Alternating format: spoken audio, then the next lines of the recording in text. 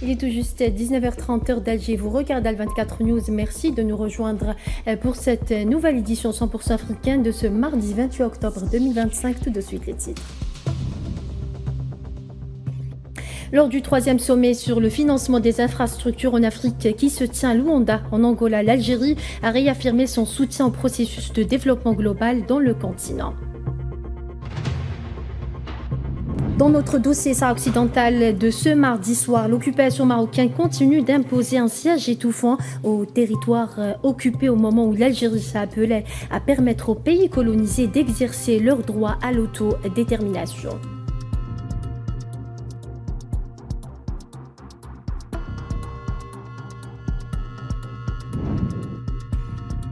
Situation très inquiétante au Soudan, les civils se retrouvent à la croisée des chemins de la guerre que mène l'armée régulière aux forces de soutien rapide. Le président du Conseil souverain de transition, Abdel Fattah al-Burhan, a promis de venger le sang de chaque Soudanais assassiné à El-Fasher.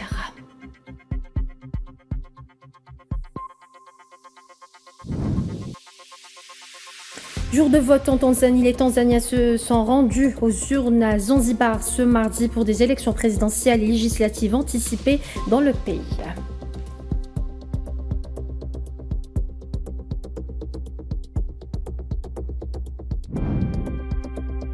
Et après les incidents mortels qui ont suivi, la réélection de Paul Biya au Cameroun calme précaire dans la majeure partie des plus grandes villes du pays.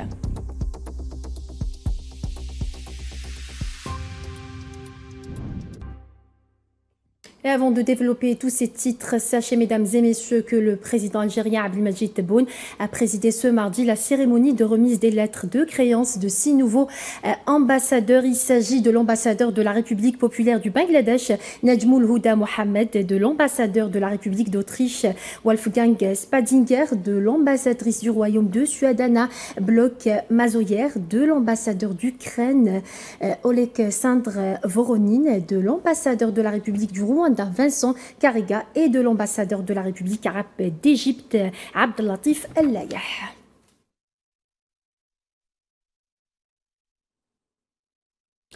Troisième sommet sur le financement du développement des infrastructures en Afrique à Luanda, en Angola. Le président algérien Abdelmadjid Tebboune a réaffirmé le soutien constant de l'Algérie au processus de développement global en Afrique, convaincu que la véritable reconnaissance économique ne saurait se réaliser qu'à travers la mise en place d'infrastructures intégrées et modernes à même de répondre aux aspirations des peuples du continent et de s'adapter aux défis d'un monde en mutation. C'était dans une allocution prononcée en son nom par le président du Conseil de la Nation, Azzouz Nasri. En l'écoute.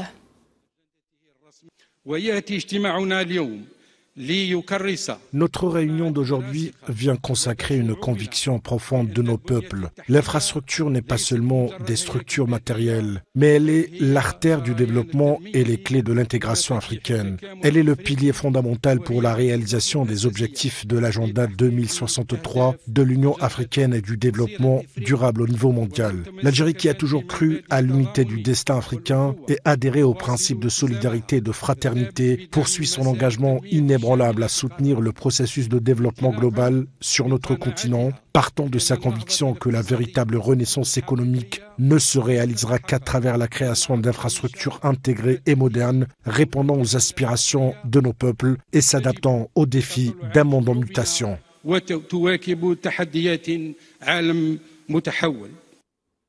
Pour le président de la République algérienne Abdelmadjid Tebboune, il incombe à tous de créer un environnement propice, ce qui favorise l'intégration régionale et unifie les marchés africains. Pour concrétiser cette vision, il nous incombe de créer un environnement propice à la circulation fluide des personnes, des biens et des services à travers un réseau interconnecté de routes, de ports, de voies ferrées, d'espaces numériques et de sources d'énergie, ce qui favorise l'intégration régionale et unifie les marchés africains. Nul n'ignore que l'investissement dans les infrastructures est l'un des principaux moteurs de la croissance économique et l'un des facteurs les plus importants pour améliorer le climat des affaires et attirer les investissements, renforçant ainsi la résilience de nos économies et leur capacité à être compétitives au niveau régional et international.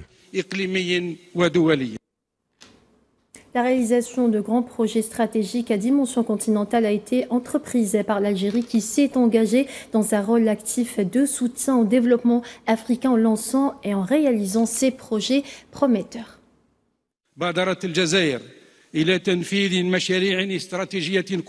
L'Algérie a entrepris la réalisation de grands projets stratégiques à dimension continentale et s'est attachée à mobiliser les ressources locales et à s'ouvrir à des partenariats innovants et multilatéraux en collaborant avec les institutions financières régionales et internationales de soutien. L'Algérie s'est engagée à travers les différentes étapes dans un rôle actif de soutien au développement africain en lançant et en réalisant des projets prometteurs qui incarnent sa conviction inébranlable que la coopération et l'intégration sont le moyen le plus efficace d'atteindre la prospérité commune. Parmi les projets les plus importants figure le projet de la route transsaharienne qui relie l'Algérie à 5 pays africains et contribue à désenclaver les pays du Sahel et à transformer le couloir en un axe économique et commercial vital.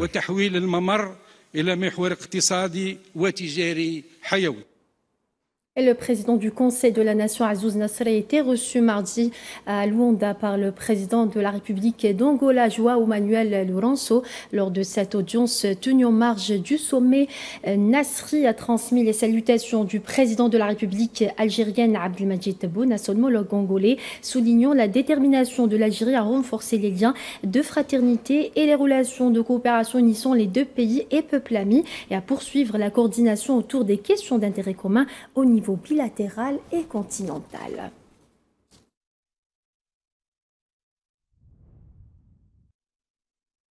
Dans notre dossier Sahara occidental de ce soir et à l'approche des consultations du Conseil de sécurité sur le dossier sahraoui, l'occupation marocaine continue d'imposer un siège étouffant aux territoires occupés avec une intensification de la répression et des graves violations contre les civils sahraouis et les militants qui s'opposent à la répression. L'agence de presse sahraoui a rapporté que la machine répressive marocaine a intensifié ses violations contre les civils désarmés et que les services de sécurité marocains ont intensifié leur surveillance des déplacements des militants et défenseurs des droits humains sahraouis. L'occupation marocaine a eu recours à la répression de toute forme de manifestations pacifiques rejetant les projets visant à légitimer l'occupation, toujours selon l'agence de presse sahraoui.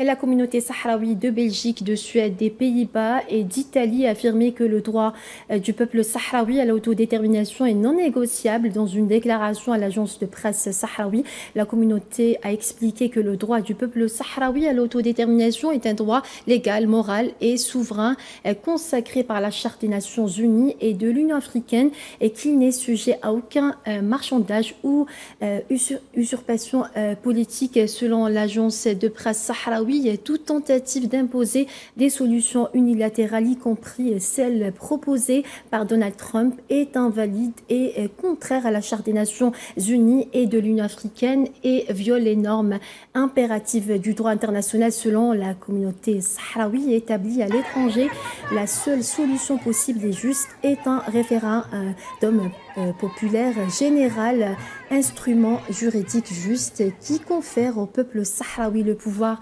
exclusif de déterminer son autodétermination et son avenir politique.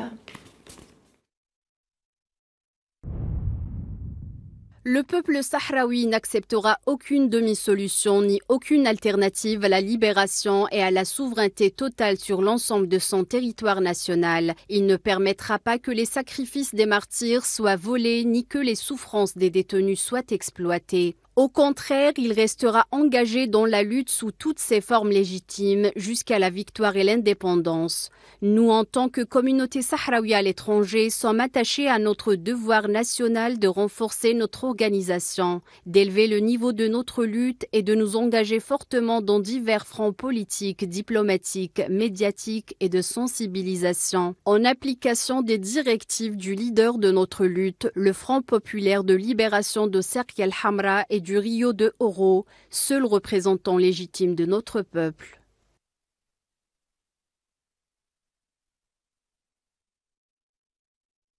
Et la mission permanente de l'Algérie auprès des Nations Unies a réitéré la nécessité de permettre au peuple colonisé d'exercer leur droit fondamental à l'autodétermination lors d'une réunion sur le droit au développement qui s'est tenue hier lundi à la 3e commission des affaires sociales, humanitaires et culturelles de l'Assemblée générale des Nations Unies.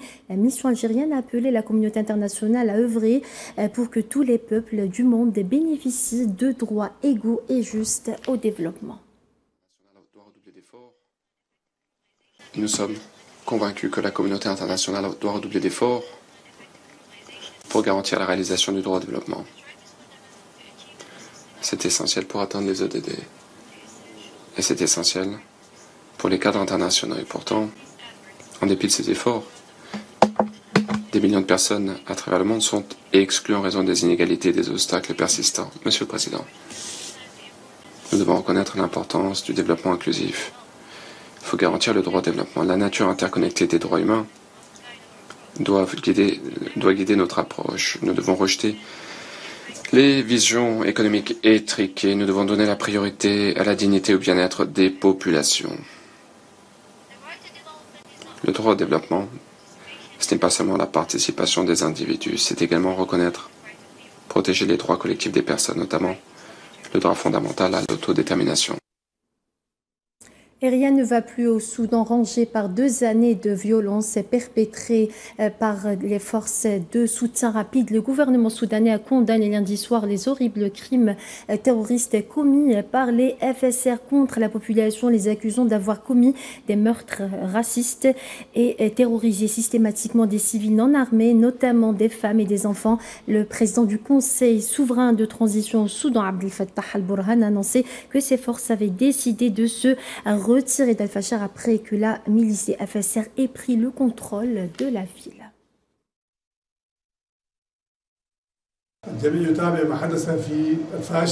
Tout le monde suit ce qui s'est passé à Al-Fashar. Les dirigeants locaux, y compris le comité de sécurité, ont estimé qu'ils devaient quitter la ville en raison des destructions et des massacres systématiques de civils dont elle était victime. Nous sommes déterminés à venger tous nos martyrs. Nous sommes déterminés à venger ce qui est arrivé à notre peuple à Al-Fashar. Les crimes qui sont commis actuellement à Al-Fashar et qui ont été commis avant cela dans toutes les régions du Soudan, au vu et au sud du monde entier. Et le Premier ministre soudanais Kamal Tayyib Idriss Al-Hafiz appelle la communauté internationale et les organisations humanitaires à intervenir d'urgence à Al-Fashar et à Para, tombés aux mains des FSR. Dans une interview à la presse concernant l'évolution de la situation à Al-Fashar, il a confirmé que des rapports internationaux faisaient état de graves violations commises par les FSR, Al-Fashar et Para.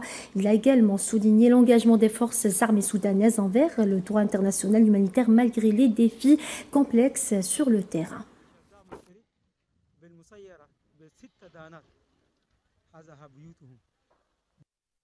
La montée des violences au Soudan a fait réagir le président de la Commission de l'Union africaine, Mohamed Ali Youssouf, qui a condamné avec la plus grande fermeté cette escalade de la violence et les atrocités signalées à Al-Fashar, affirmant le soutien et la solidarité de l'Union africaine avec le peuple soudanais. Ali Youssouf a appelé à une cessation immédiate des hostilités, à l'ouverture de couloirs humanitaires pour permettre à l'aide vitale d'atteindre les populations touchées, soulignant qu'il ne peut y avoir de solution militaire à la crise soudanaise.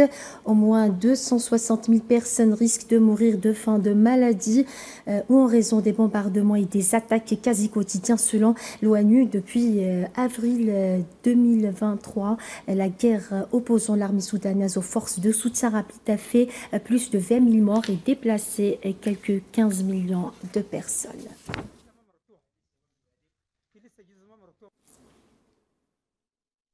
Et l'autorité intergouvernementale pour le développement a condamné la dégradation de la situation humanitaire à Al-Fasher suite à la prise du pouvoir par les forces de soutien rapide. Dans un communiqué publié mardi, l'organisation basée en Afrique de l'Est a appelé un cessez-le-feu immédiat au Soudan. Elle a également dénoncé ce qu'elle qualifie d'acte de violence contre les civils Al-Fasher, ville tombée après 2 ans de siège imposé par les FSR.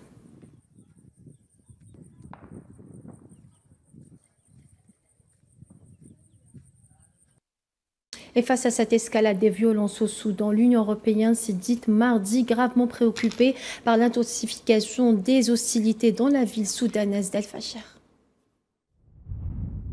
Nous suivons de près la situation avec nos partenaires et nous veillons à ce que toutes les violations du droit international humanitaire et des droits de l'homme soient documentées. Il ne peut pas y avoir d'impunité. Plusieurs rapports alarmants font état de multiples exactions étayées par des images sur le terrain.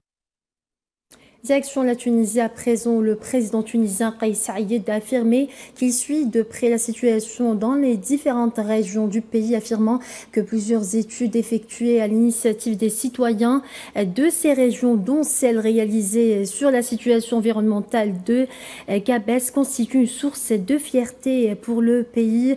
Dans ce contexte, le chef de l'État a saisi l'occasion pour faire part de sa pleine et entière solidarité avec les revendications et les aspirations exprimées par les habitants de Gabès, leur rendant hommage pour leur dévouement, leur esprit d'initiative ainsi que leur engagement à mettre en échec les tentatives visant à semer la discorde. La Tunisie restera jamais unie, a assuré le chef de l'État tunisien, promettant à chaque citoyen où il se trouve d'œuvrer sans relâche à garantir ses droits légitimes à la liberté, à un emploi décent, à la dignité nationale et à un environnement sain et propre.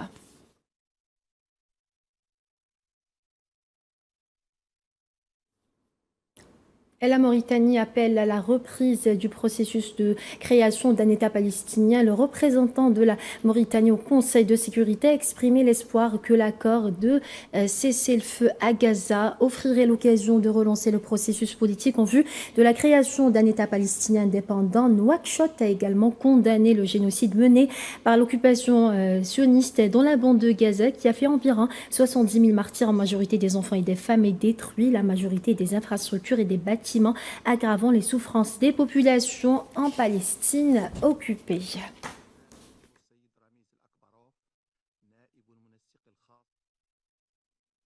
Et en Tanzanie, les Tanzaniens se sont rendus aux urnes à Zanzibar pour des élections présidentielles législatives dans le pays, dont l'archipel semi-autonome de près de 2 millions d'habitants fait partie. Le vote anticipé a été mis en place depuis 2020 pour permettre aux agents électoraux et aux policiers de remplir leur devoir de citoyen. Le parti continental de la Tanzanie sera appelé aux urnes jeudi.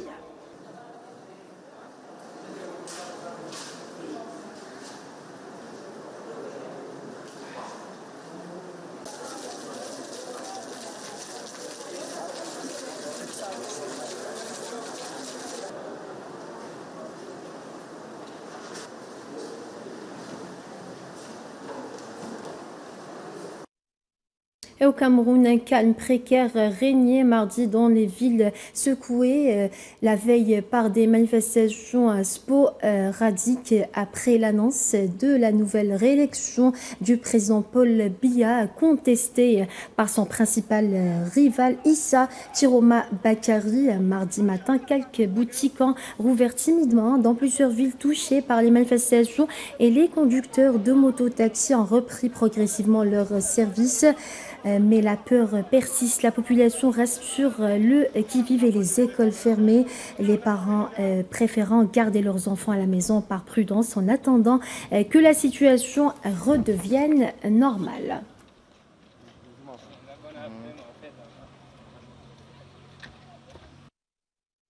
Et le Premier ministre éthiopien Abiy Ahmed a annoncé mardi avoir sollicité une médiation internationale, notamment américaine et européenne, pour trouver une résolution pacifique du différend avec l'Érythrée concernant l'accès de son pays à la mer. Cette demande intervient dans un contexte de tensions croissantes entre les deux voisins de la Corne de l'Afrique.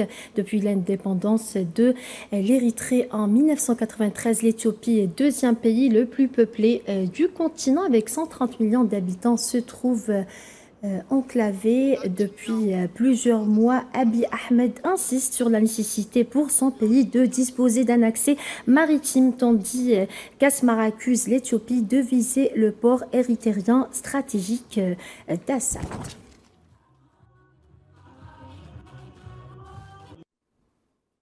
Et on clôture ce journal avec cette information tragique. Un petit avion avec 12 personnes à bord s'est écrasé ce mardi au Kenya, a affirmé l'autorité de l'aviation civile kenyane. Sans donner plus de détails sur le bilan, l'appareil faisait route vers Kishama, Tombo, une piste d'atterrissage privée située dans le parc national du Maasai Mara depuis la station balnéaire touristique de Diani lorsqu'il s'est écrasé vers 2h30. L'avion transportait 12 personnes selon un communiqué publié sur les réseaux sociaux par l'autorité de l'aviation civile du Kenya. Sans donner plus de détails, précisant toutefois que des agences gouvernementales se sont rendues sur place afin de déterminer les causes de l'accident.